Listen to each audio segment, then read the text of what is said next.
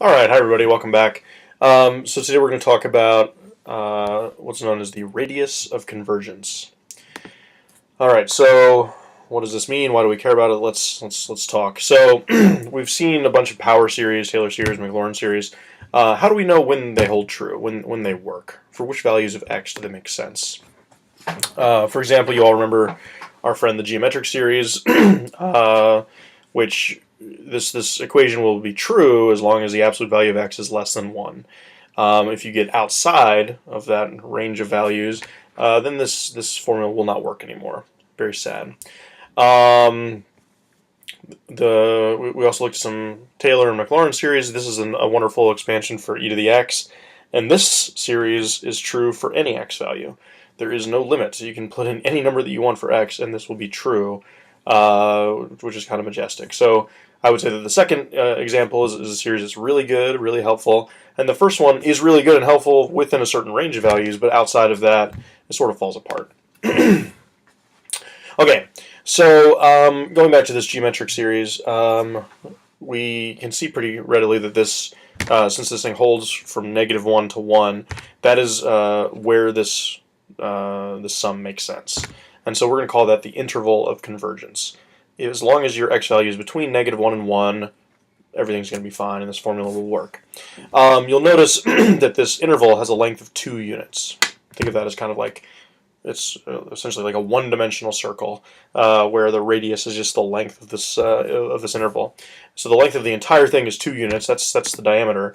And what we're going to do is cut that in half to 1, and we're going to call that the radius of convergence. So the interval of convergence is always going to be an interval, starting point and an ending point, and the radius of convergence is going to be half of the length of that interval. Looking at the Maclaurin series that we were just discussing, this works for any real number. So the interval of convergence, you can write all real numbers, or you can say it's the interval from -infinity to positive infinity. You'll notice that this is infinitely long. So what's the radius of convergence? Well, it's half of infinity, which is still infinity. So the radius of convergence is infinite, and the interval of convergence is all real numbers. Okay, so in general, how do we find this radius of convergence? Of course, there's math we can do to find it. Let's call this radius of convergence capital R for radius. There are two sometimes easy ways to find what R is. One way is to find the reciprocal of this interesting limit. We're taking the nth root of the absolute value of the nth term. And if you take the limit as n goes to infinity, take the reciprocal of that, that is what your radius of convergence is. It tells us how big of a region we can define our power function or Taylor expansion, sorry, not power function, power series, Taylor series, or Maclaurin series. Another way that sometimes will be easy to calculate the radius of convergence is by calculating the limit as n goes to infinity of this ratio of the nth term to the n plus first term. Okay, so here's an exercise for us. Let's try to find the interval of convergence for this power series. Alright, if you want to pause the video and try this out on your own, go right ahead. And welcome back. So, from the ratio test, we know that this series is going to converge as long as this limit is less than 1. This limit is n goes to infinity of the n plus first term divided by the nth term. Well, what is that limit equal to, or what is that ratio equal to, I should say? So if you take the n plus first term, of course you just replace all the n's up here in this formula with n plus 1's, you divide that by the nth term, which is exactly that thing that I've circled in green. You do a lot of algebra. I assume we can all do this algebra, and you're going to be left with just simply 2n times 4x minus 8 over n plus 1. How do you take the limit as n goes to infinity for that thing? Well, the numerator and the denominator are both linear in n, so you could just take the ratio of the leading coefficients.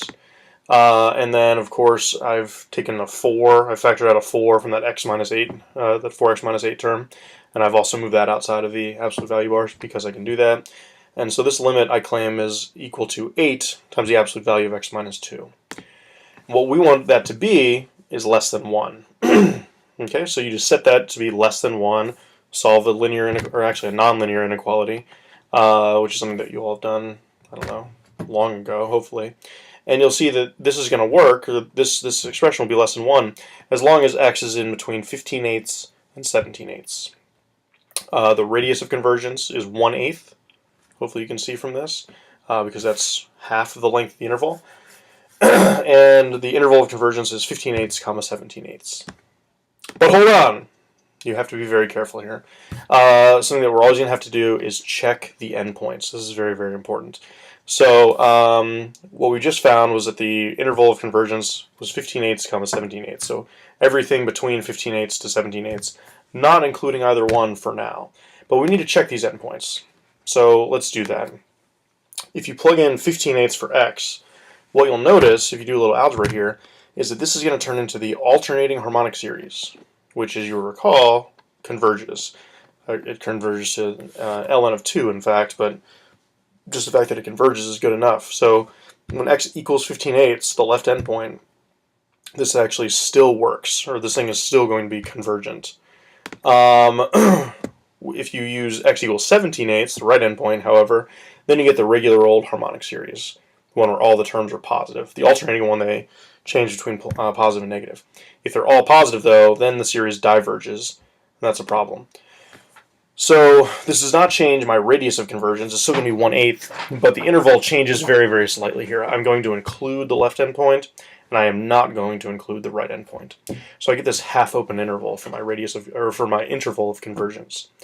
So this is something that we're always going to have to check and be very careful about. Sometimes you include both endpoints. Sometimes you will include neither endpoint. It just kind of depends on the problem. Okay, thanks for tuning in. See you soon.